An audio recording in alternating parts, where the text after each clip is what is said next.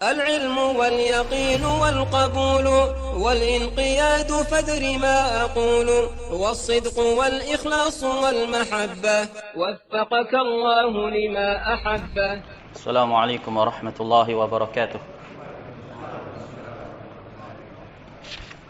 الحمد لله حمدا كثيرا طيبا مباركا فيه كما يحب ربنا ويرضى، وأشهد أن لا إله إلا الله وحده لا شريك له إقرارا به وتوحيدا، وأشهد أن محمدا عبده ورسوله صلى الله عليه وعلى آله وصحبه وسلم تسليما مزيدا، ثم أما بعد.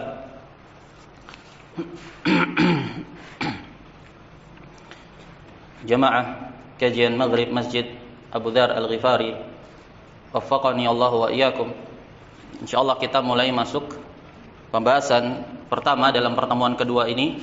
Kita mengkaji risalah karya Syekhul Islam Al-Imam Al-Mujaddid Al-Allamah Muhammad Ibnu Abdul Wahhab Ibnu Sulaiman At-Tamimi An-Najdi rahimahullah, yang berjudul Nawaqidul Islam, pembatal-pembatal keislaman.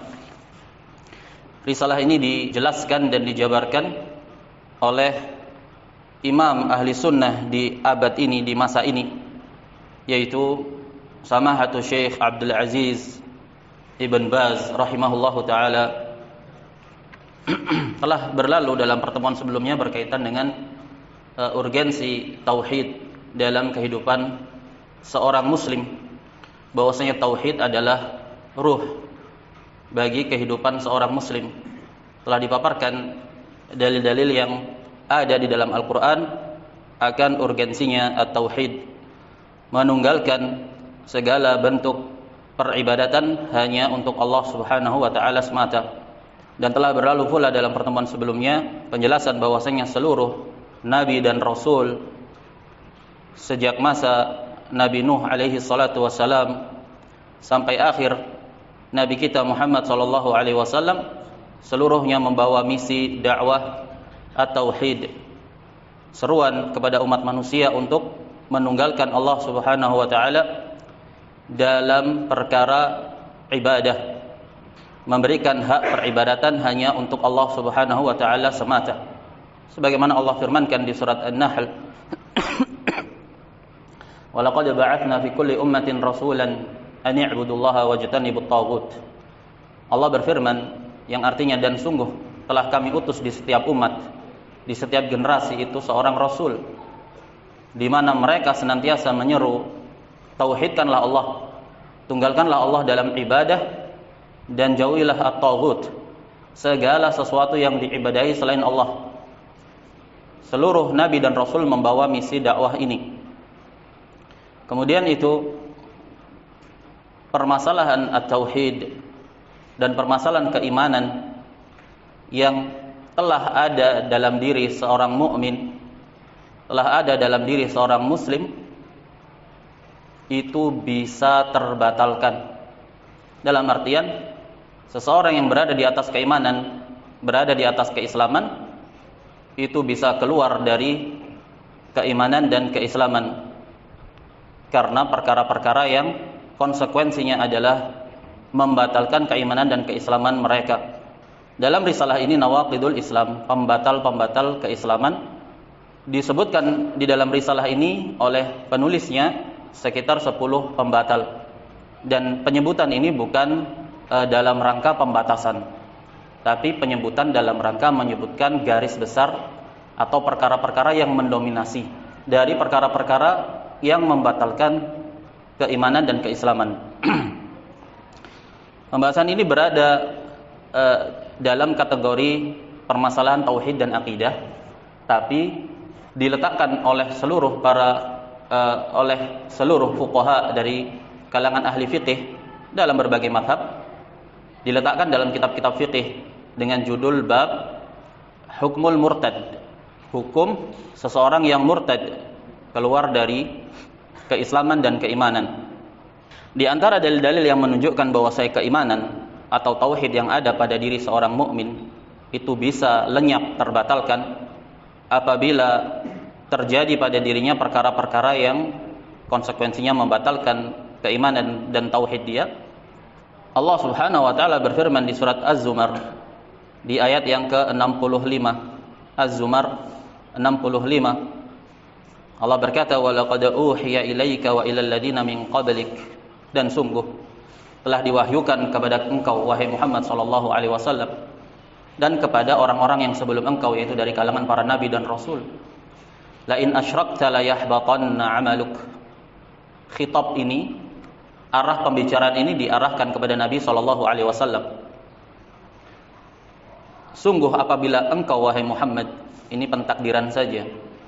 Tapi Nabi sallallahu alaihi wasallam tidak mungkin untuk jatuh ke dalam kesyirikan, hanya pentakdiran. Seandainya engkau melakukan kesyirikan, niscaya benar-benar akan runtuh, luluh lantak segala amalanmu. Wala takunanna minal khasirin, dan niscaya engkau akan menjadi orang-orang yang merugi.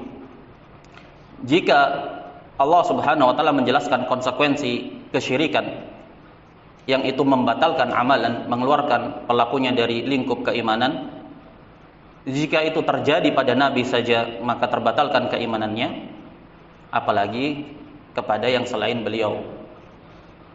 Kemudian Allah katakan, balillaha fa'bud, bahkan hanya kepada Allah lah engkau persembahkan segala bentuk dan konsep peribadatan.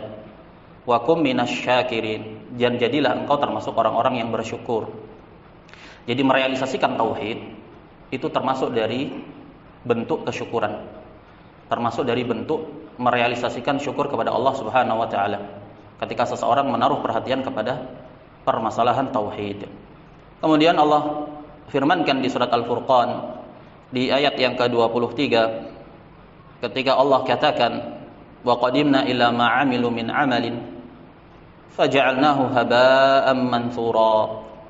Orang-orang musyrik kelak di hari yaumul hisab dipaparkan kepadanya segala jenis amalan dia, salatnya, zakatnya, puasanya, umrahnya, hajinya, infaknya, amalan-amalan yang besar, salat malamnya, salat duhanya, dipaparkan kepada dia amalan-amalan yang banyak. Kemudian Allah jadikan itu semua seperti haba'an mansura, debu tipis yang bertebaran. Haba'an mansura itu debu yang sangat tipis, yang tidak bisa kita lihat dengan mata, kecuali jika apabila ada cahaya sinar itu. Dijadikan luluh lantak seperti debu-debu yang berterbangan. Menunjukkan di sini bahwasanya keimanan dan keislaman itu bisa terbatalkan sebanyak apapun amalan ketika terjadi padanya perkara-perkara yang konsekuensinya membatalkan keimanan. Kemudian Allah juga firmankan di surat Al-Maidah di ayat yang kelima. Allah firmankan, wa man yakfur bil iman faqad habita 'amaluhu wa huwa fil akhirati minal khasirin. Siapa yang kufur dengan keimanan, artinya dia menggugurkan keimanan dia karena suatu amalan, maka sungguh telah batal amalannya, luluh lantak segala amalan kebaikan dia, dan kelak dia di akhirat termasuk orang-orang yang merugi. Ayat ini menunjukkan bahwasanya keimanan yang ada pada diri seseorang itu bisa terbatalkan. Allah juga berfirman di surat Al-An'am, walau asyraku lahabita anhum ma kanu ya'malun. Seandainya orang-orang itu berbuat kesyirikan, niscaya akan terbatalkanlah dari mereka segala apa yang mereka amalkan dari amalan-amalan kebajikan. Risalah ini ditulis salah satunya untuk memberikan penjelasan bahwasanya label atau status keimanan dan keislaman yang dianut oleh individu seorang muslim itu tidaklah lantas kemudian menjadikan dirinya tetap dalam keimanan dan keislaman, walaupun dia melakukan segala amalan-amalan yang konsekuensinya itu membatalkan keimanan dan keislaman. Bahkan di sana ada amalan-amalan yang konsekuensinya itu membatalkan keimanan dan keislaman seseorang. Dalam permasalahan pembatal-pembatal keislaman, manusia terkategorikan menjadi 3 kelompok. Dalam pembatal-pembatal keislaman, manusia terkategorikan menjadi 3 kelompok. Kelompok yang pertama, kelompok ekstrim kanan. Kelompok ekstrim kanan, ghulu dalam menetapkan konsep keimanan. Mereka adalah al-khawarij. Al-khawarij, mereka memahami konsep sebuah keimanan itu sebagai satu kesatuan yang utuh, tidak terbagi-bagi. Dalam artian apabila gugur salah satu dari cabang-cabang keimanan, yang konsekuensinya itu adalah hanya sekedar mengurangi kualitas kadar keimanan, bukan membatalkan pokok dari keimanan itu sendiri, katanya mereka, maka orang yang menggugurkan salah satu dari cabang keimanan, maka gugur pula lah seluruh pokok keimanan pada dirinya, sehingga dia murtad. Makanya mereka menetapkan bahwasanya pelaku dosa besar itu kafir. Pelaku dosa besar yang di bawah kesyirikan di sisi mereka kafir. Ini al-khawarij, kelompok ekstrim kanan. Kelompok yang kedua, kelompok ekstrim kiri. Mereka menghadapi propaganda dari kelompok ekstrim kanan dengan konsep yang sebaliknya, yaitu di sisi mereka bahwasanya seseorang yang telah menisbatkan diri ke dalam keimanan, mendakwakan diri sebagai ahlul iman, itu tidak bisa terbatalkan keimanannya dan keislamannya, meskipun dia melakukan perkara-perkara amalan yang konsekuensinya itu meruntuhkan keimanan dan keislaman dia.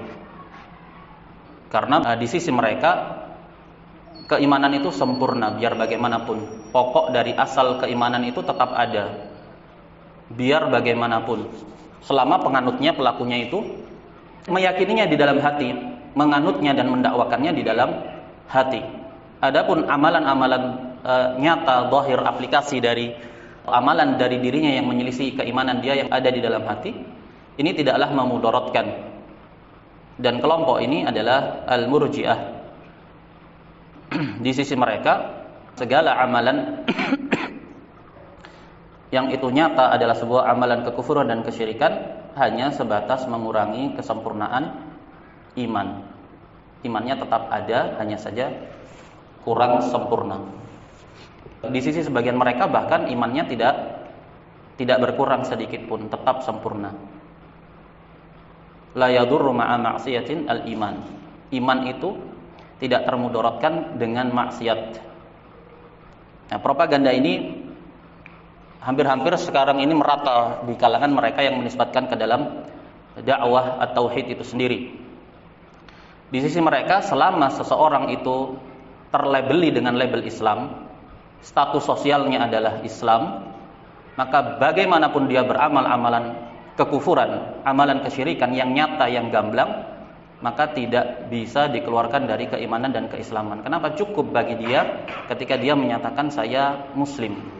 Cukup bagi dirinya ketika dia menyatakan dalam status sosialnya sebagai penganut Islam. Mau dia mencela Allah dan Rasulnya, mau dia menistakan Al-Quran, mau dia bersujud kepada kuburan, atau amalan-amalan yang gamblang sekali, serendah-rendah level intelektual awam itu akan bisa menilai bahwa saya amalan itu amalan yang keji.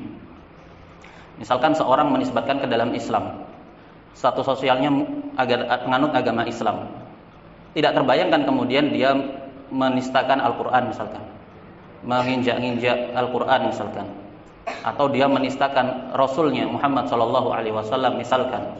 Ini amalan yang gamblang, yang zahir. Atau dia mempersembahkan sesajen-sesajen kepada selain Allah, kepada lautan, kepada alam, kepada gunung, kepada berhala-berhala, kepada pohon-pohon yang dikeramatkan, kepada kuburan-kuburan. Amalan yang sifatnya nyata adalah amalan kekufuran. Tapi di sisi mereka, orang-orang yang sekte murji'ah ini, mereka menyatakan tidak bisa seseorang itu dilabeli dengan keluar dari keislaman dan keimanan selama statusnya adalah muslim, biar bagaimanapun dia beramal dengan amalan kekufuran. Ini kelompok yang kedua. Mereka mempersyaratkan bahwasanya kekufuran itu hanya dengan pengingkaran. Sehingga kalau ada orang beramal dengan amalan kekufuran yang nyata, itu tidak bisa kamu katakan ini orang kafir, ini orang membatalkan keimanan dia. Kenapa? Harus kita tanya dulu, atas dasar apa dia melakukannya? Apakah dia mengingkari? Kenapa kamu menginjak Al-Quran?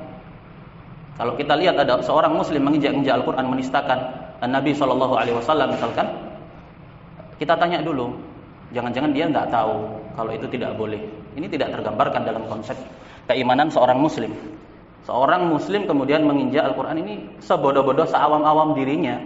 Dia tahu bahwa itu kitab suci, sakral, sesuatu yang suci.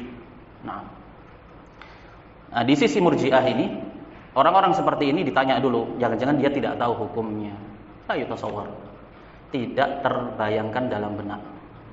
Sehingga segala amalan kekufuran, amalan kemaksiatan, amalan kebid'ahan tidak boleh kita voniskan secara spesifik kepada pelakunya kecuali setelah kita pastikan dia melakukan atas dasar apa. Menghalalkankah? Jangan-jangan dia tidak tahu kalau ada seorang berzina, seorang muslim berzina di pinggir jalan, tidak boleh kita hukumi dia sebagai seorang yang fasik.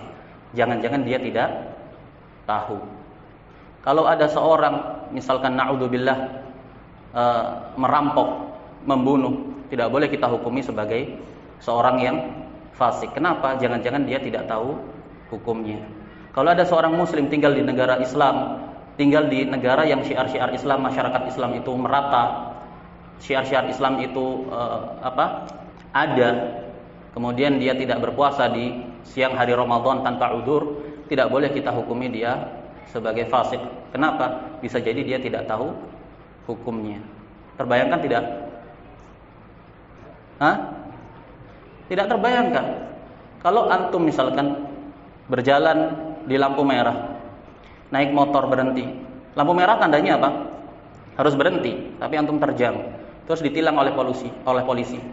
Mungkin nggak antum katakan, saya nggak tahu kalau merah itu ternyata harus berhenti. Ini tak terbayangkan. Nah, begitu pula dalam pokok-pokok Islam yang sifatnya darurat. Ada perkara-perkara yang darurat harus diketahui oleh seorang muslim. Dan dia tinggal di negara yang syiar Islam itu tegak.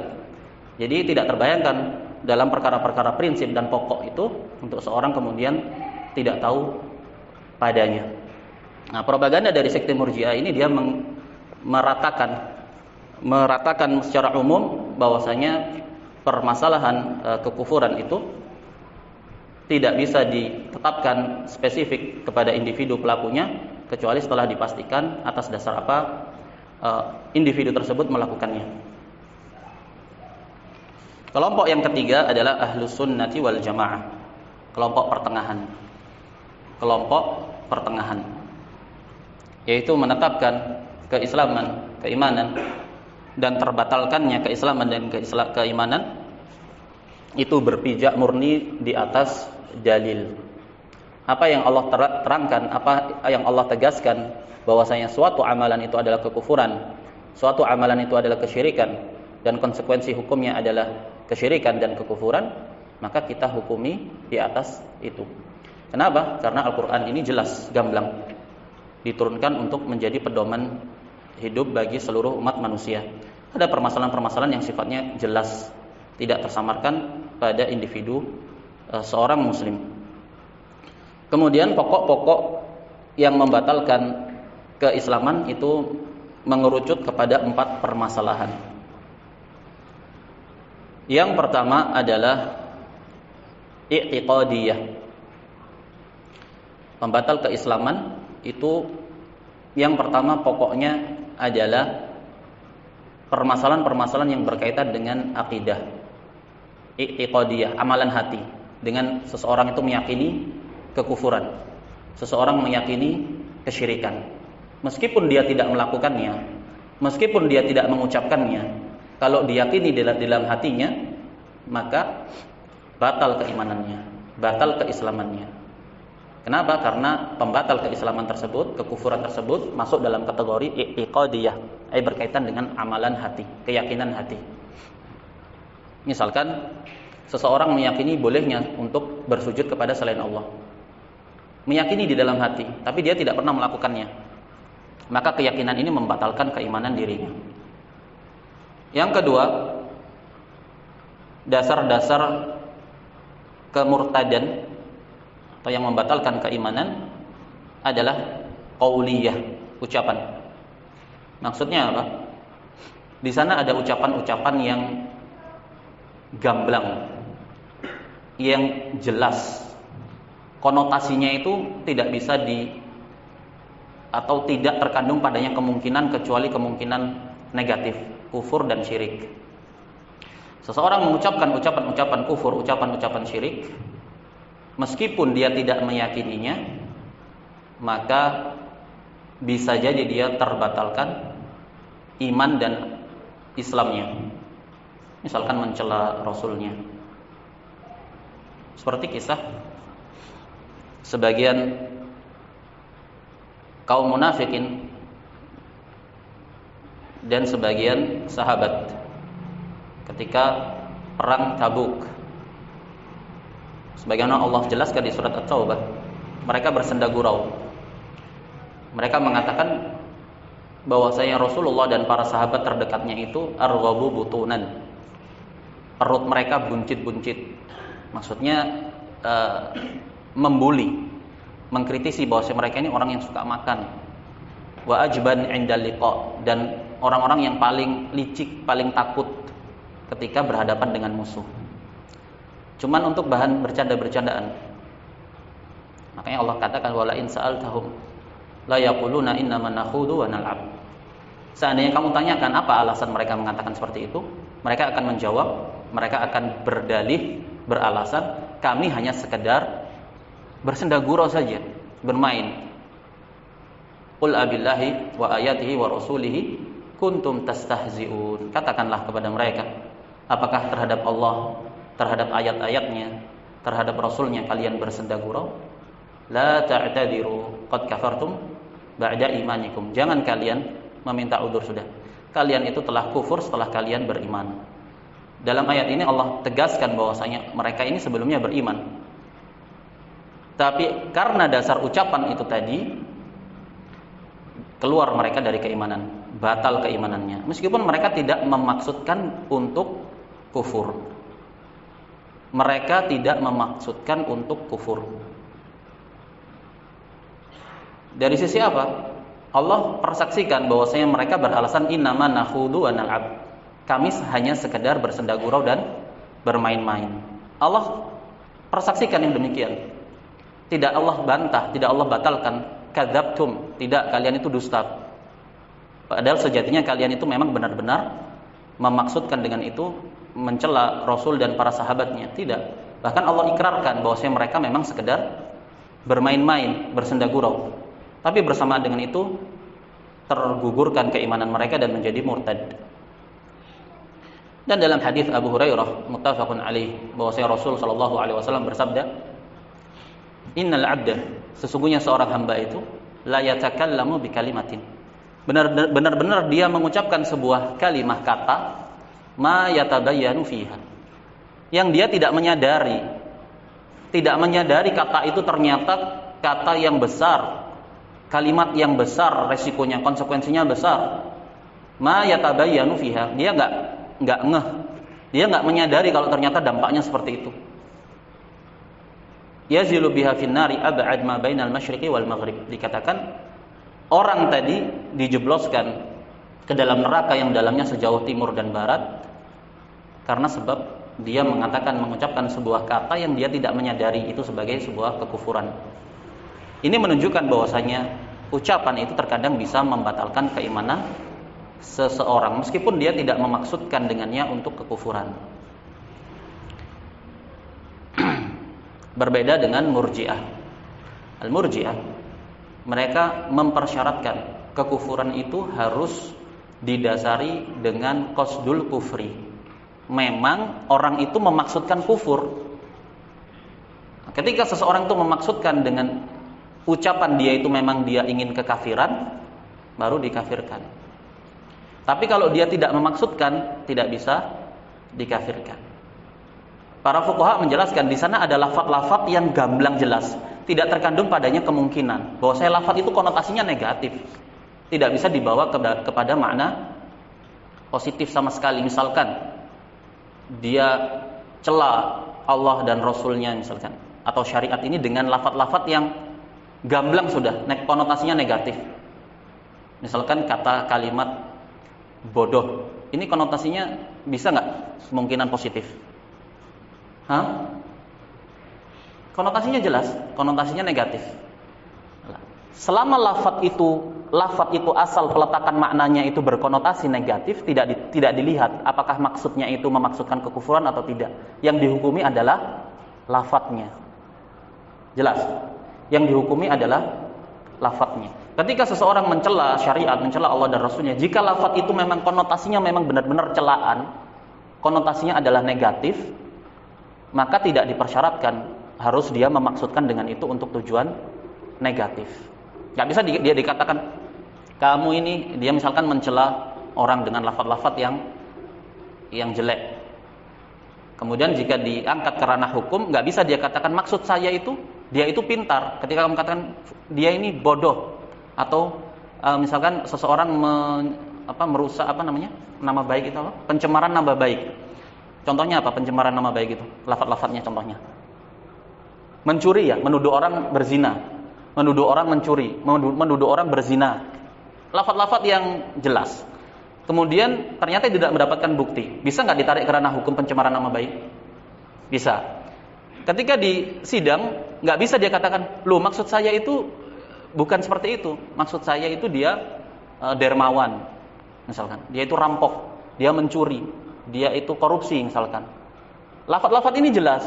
Ketika di sidang nggak bisa dia bilang ke pengadilan, dia katakan maksud saya itu, tujuan hati saya itu dengan mengatakan lafaz korupsi, lafaz rampok itu adalah makna dermawan, makna mulia, dia itu baik hati. Mungkin nggak dibawa ke makna seperti itu?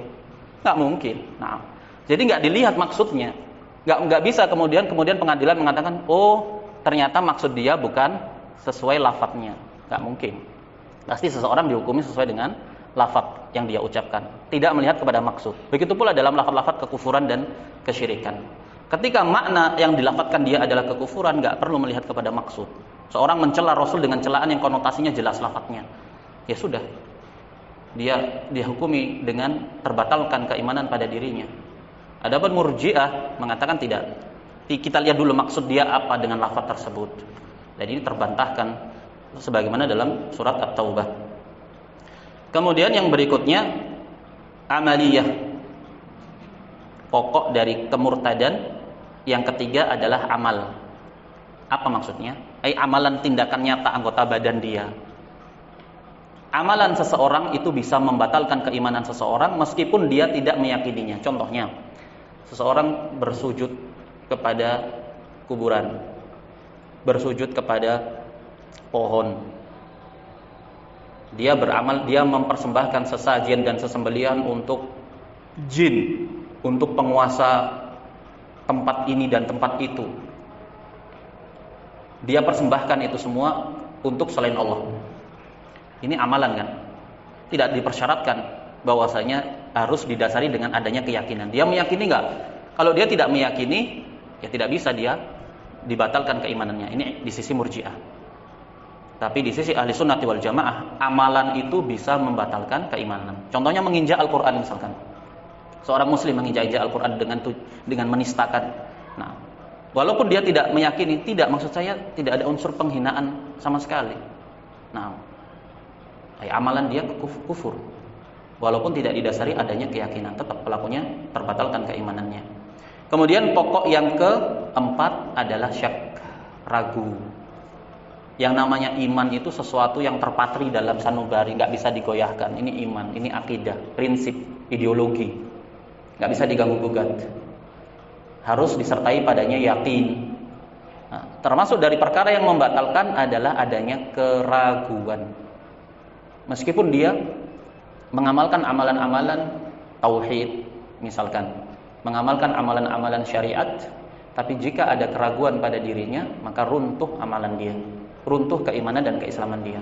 Misalkan dia meragukan bahwasanya ternyata bisa jadi alam semesta ini ternyata benar teorinya siapa? Si Darwin itu, misalkan bahwasanya alam semesta ini tercipta dari apa? Big Bang ya? Nah, tercipta dengan sendirinya misalkan. Bisa jadi ternyata mungkin saja benar. Kan ragu nih dia. Jangan-jangan saya ibadah selama ini ternyata ini semua rekayasa elit global misalnya. Nah, na'udzubillah, ragu dia, langsung runtuh, batal keimanan dia. Nah, jadi ini pokok prinsip kemurtadan itu porosnya kembali kepada 4 ini. Yang pertama apa? I'tiqad, keyakinan dalam hati. Yang kedua, qauliyah, ucapan-ucapan kekufuran, ucapan-ucapan kesyirikan, ini meruntuhkan keimanan seseorang. Ayo, yang ketiga, amaliyah. Amalan seseorang itu bisa meruntuhkan keimanan dan keislaman. Yang keempat, syak, adanya ragu. Nah, di dalam risalah ini ingin dijabarkan bahwasanya janganlah kita itu merasa aman dari perkara-perkara yang membatalkan keislaman. Harus kita selalu maintenance, upgrade pengetahuan kita terhadap tauhid. Sudah benarkah kita? Sudah luruskah kita dalam mentauhidkan Allah? Apakah di sana ada kerusakan-kerusakan yang perlu diperbaiki, kekurangan-kekurangan yang perlu ditambal? Kenapa? Karena di sana ada perkara-perkara yang bisa meruntuhkan dan membatalkan tauhid itu sendiri. Sebagaimana wudu itu ada pembatal-pembatalnya. Begitu pula keimanan. Risalah ini menjelaskan yang demikian itu.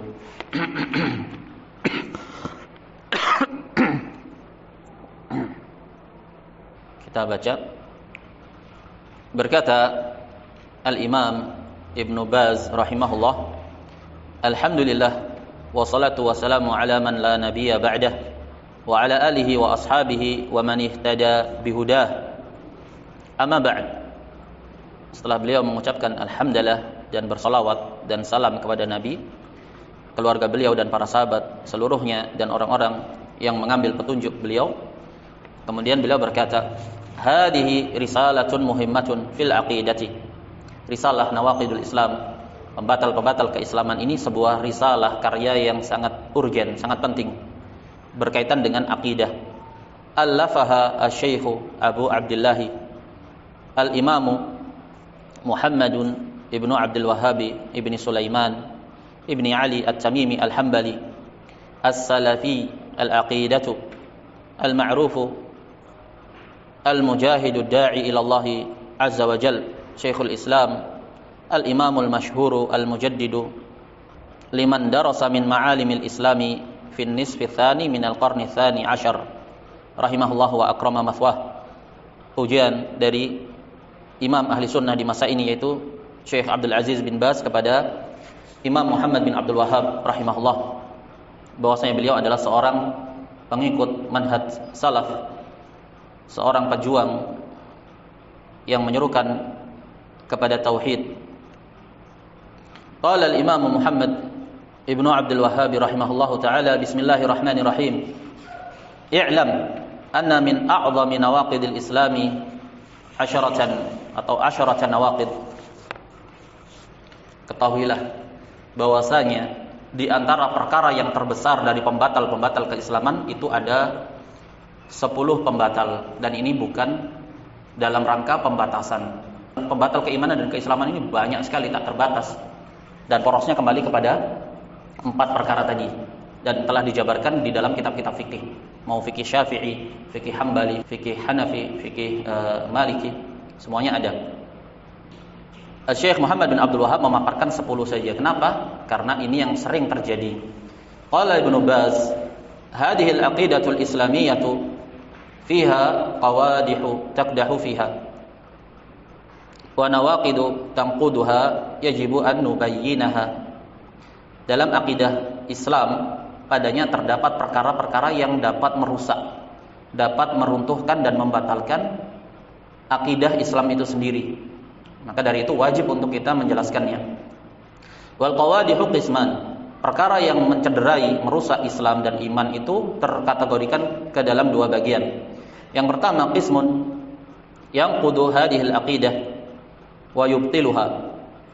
Perkara pertama, dia membatalkan akidah, meruntuhkan. Wa yakunu sahibuhu kafiran, maka pelakunya menjadi kafir.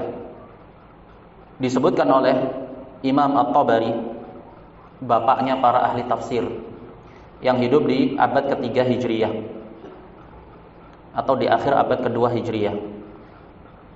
Imam Ibnu Jarir At-Tabari. Beliau berkata dalam kitabnya Tahdhibul Athar, "Inna minal muslimin man yakhruju minal islami min ghairi an yaqsidal khuruja minhu." Katanya Ibnu Jarir At-Tabari, ulama yang hidup di akhir abad ke-2 Hijriah, rujukan para ahli tafsir. Beliau mengatakan, sesungguhnya di antara orang-orang muslim ada yang keluar dari Islam tanpa dia memaksudkan untuk keluar darinya. Enggak sadar dia kalau dia telah melakukan amalan yang mengeluarkan dirinya dari Islam. Ucapan ini diucapkan oleh salah seorang ulama besar di abad kedua Hijriah, menegaskan bahwasanya di sana ada perkara memang yang bisa membatalkan keimanan dan keislaman seseorang. Jadi pengakuan dakwaan bahwasanya seseorang itu menganut Islam dan beriman, ini tidak lantas kemudian membuat dia kekal dalam keislaman dan keimanannya, walaupun dia melakukan amalan-amalan yang membatalkan iman. Begitu pula Al-Hafidh Abu Awanah, imam besar dari kalangan salaf yang hidup setelah generasinya Al-Bukhari dan Muslim.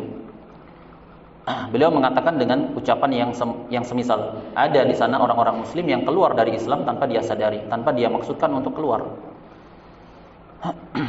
Wa qismun, kategori yang kedua dari perkara yang membatalkan atau dari perkara yang mencederai iman dan Islam, yang qudu hadhil aqidata wa yudha'ifuha. Dia mencederai akidah Islam itu dan melemahkannya. Maksudnya tidak sampai pelakunya itu murtad, keluar dari keislaman, hanya saja dia terkikis, kurang keimanannya. Fal awwalul ladzi yubtiluha wa yufsiduha wa yakunu sahibuhu kafiran murtaddan 'anil Islam yusamma naqidan wa yusamma mufsidan.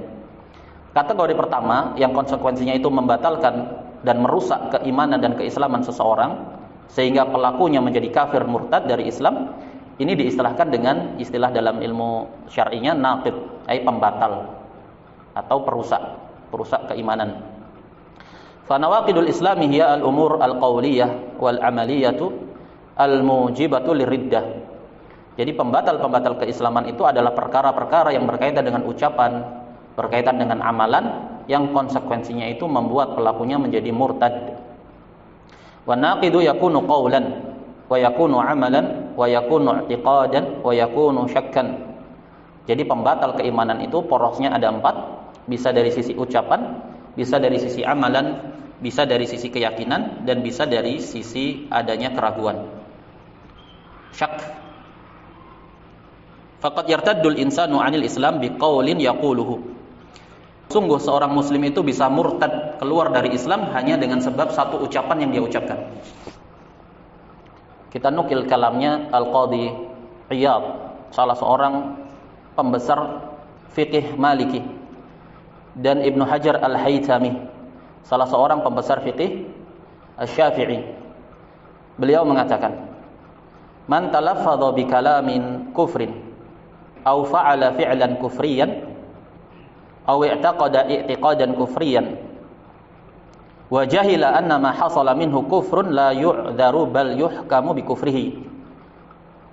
Beliau mengatakan, siapa yang melafadzkan suatu ucapan yang kufur atau melakukan suatu perbuatan yang kufur atau meyakini keyakinan yang kufur dalam keadaan dia tidak tahu, jahil, bahwasanya konsekuensi dari ucapan, konsekuensi dari amalan dia itu adalah kekufuran, maka dia tidak dapat dispensasi udzur, bahkan dihukumi dengan kekufuran dalam perkara-perkara yang gamblang, dhahir, nyata, jelas. Al-Qadhi Iyad mengatakan yang demikian di dalam kitab beliau yang berjudul Asy-Syafa. Kitab ini menjelaskan tentang hukum menistakan Nabi SAW, hukum menistakan Nabi Muhammad SAW.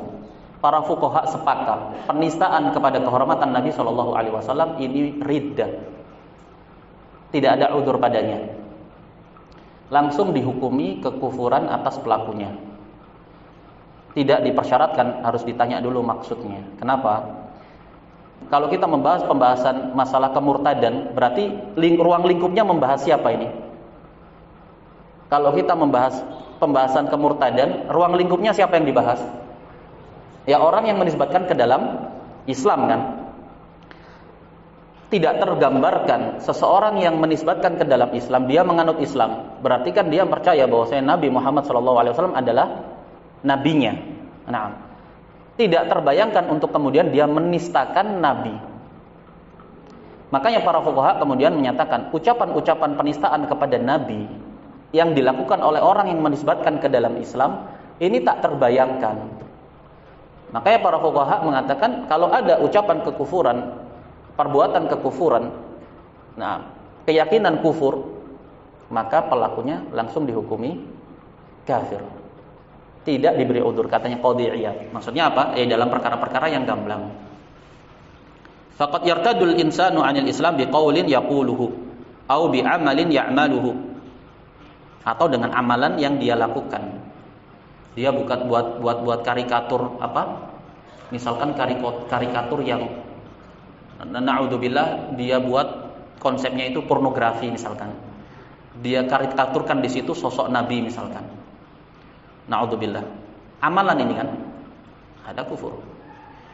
Walaupun dia tidak tahu bahwa konsekuensi hukumnya itu adalah kufur. Mungkin dia mengira bahwa ini cuma dosa sajalah, atau ini hanya sekedar makruh sajalah. Walaupun dia tidak tahu konsekuensi hukumnya itu kemurtadan, pelakunya murtad. Kenapa? Karena perbuatannya itu nyata bahwa konotasinya adalah penistaan. Au bi'tiqadin ya'taqiduhu, atau dengan akidah yang dia yakini, au bi syakkin yatra'u alaihi, atau adanya keraguan yang sifatnya tiba-tiba muncul terbesit adanya keraguan dalam dirinya. Fa hadhihi umurun arba'atun kulluha ya'ti minha an-naqidu alladhi yaqdahu fil aqidati wa yubtiluha. Jadi 4 perkara poros kemurtadan ini, pembatal-pembatal keislaman dan keimanan itu dapat mencederai akidah dan membatalkannya. Wa qad dzakarahu ahlul ilmi fi kutubihim wa sammauhu babu hukmil murtad atau baba hukmil murtad. Dan para ulama telah menyebutkan di kitab-kitab mereka, kitab-kitab fikih, bab hukum seorang yang murtad. Wa huwa alladhi yakfuru ba'da islamihi. Apa definisi seorang yang murtad? Yaitu orang yang kafir setelah dia sebelumnya Islam. Berarti pembahasan di sini seseorang bisa keluar dari keislaman, karena sebuah amalan atau karena sesuatu yang membatalkan keimanan itu sendiri. Baik, kita cukupkan sampai di sini. Subhanakallahumma wa bihamdika asyhadu an la ilaha illa anta astaghfiruka wa atubu ilaik.